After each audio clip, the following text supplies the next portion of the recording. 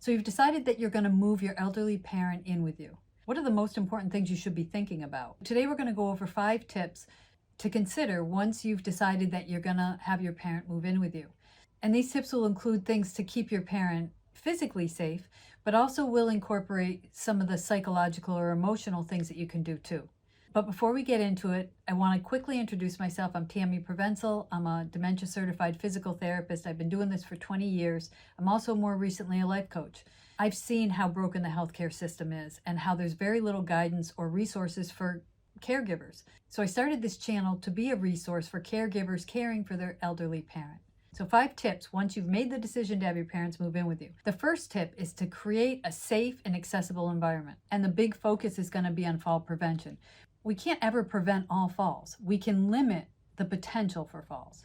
So we're going to focus on things in the environment. So that includes things like thresholds between rooms. If you have a 1/2 inch or a 1 inch threshold that your parent might need to go over, whether they're using a walker or not, that can be a tripping hazard. And there are ways to modify those so they're less of a tripping hazard. That also means things like removing scatter rugs, opening up the space so that there's lots of room to maneuver around, limit clutter, move big pieces of furniture out of the way. If there's a coffee table kind of right in the middle of the room in front of the couch, but your parent uses the couch, maybe moving that coffee table out of the way is a safer thing.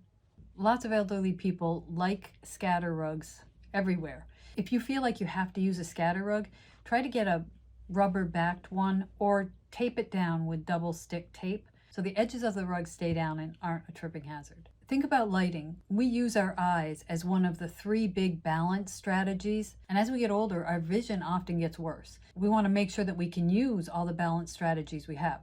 So making sure there's adequate lighting, especially at night, using night lights, especially ones that might be closer to the floor so that the flooring can be seen. Think about furniture and the layout of furniture.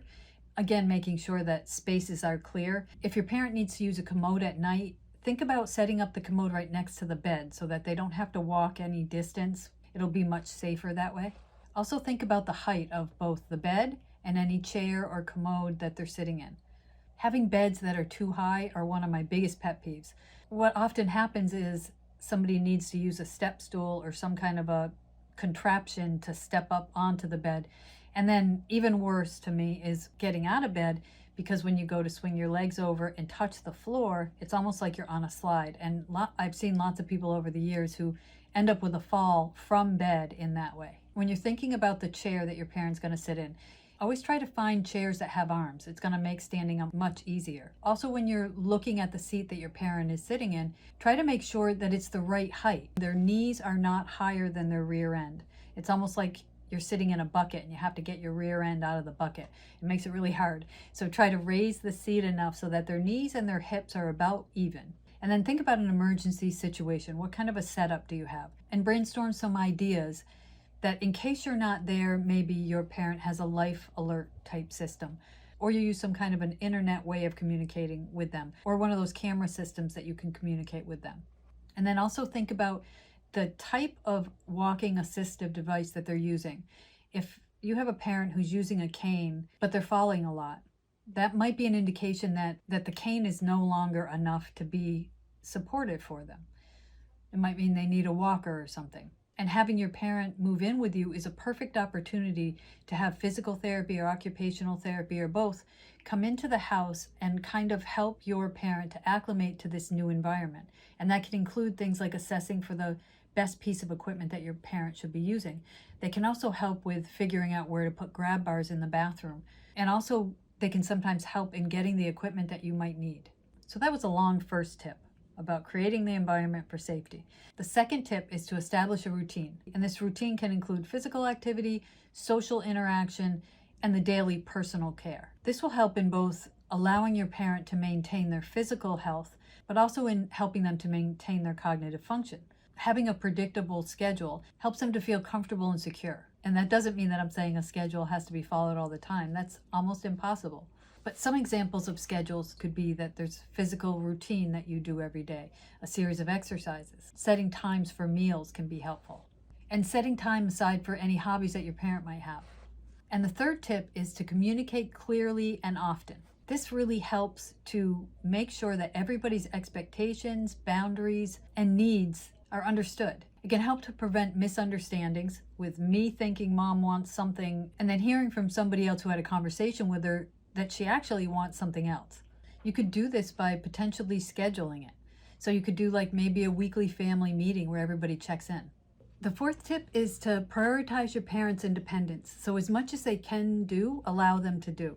And also allow them to have input into the decisions that you guys have to make as a family. So this prioritizes their self-esteem and it slows cognitive decline and their physical abilities. So it helps them to maintain their cognitive and physical abilities longer. So that could mean that choices are given in activities to do, in what to eat, in deciding what kind of adaptive equipment to use. It could also mean encouraging small responsibilities. Maybe it's something like your parent is responsible for folding laundry or prepping food or something else that they're able to do, even if it's difficult or more time consuming.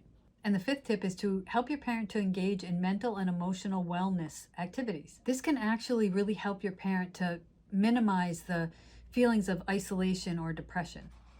And this could include things like memory exercises, helping to facilitate them being able to connect with friends and family, or even doing like mindfulness practices. You're taking on a lot in having your parent move in with you. Hopefully today's 5 tips will be helpful. In the act of trying to prep things before your parent gets there, you're actually taking more control over the situation, which is going to help you to feel more empowered as a caregiver and also to help your parent feel more secure in this new environment. Please like this video and share it with anybody you think might find it helpful.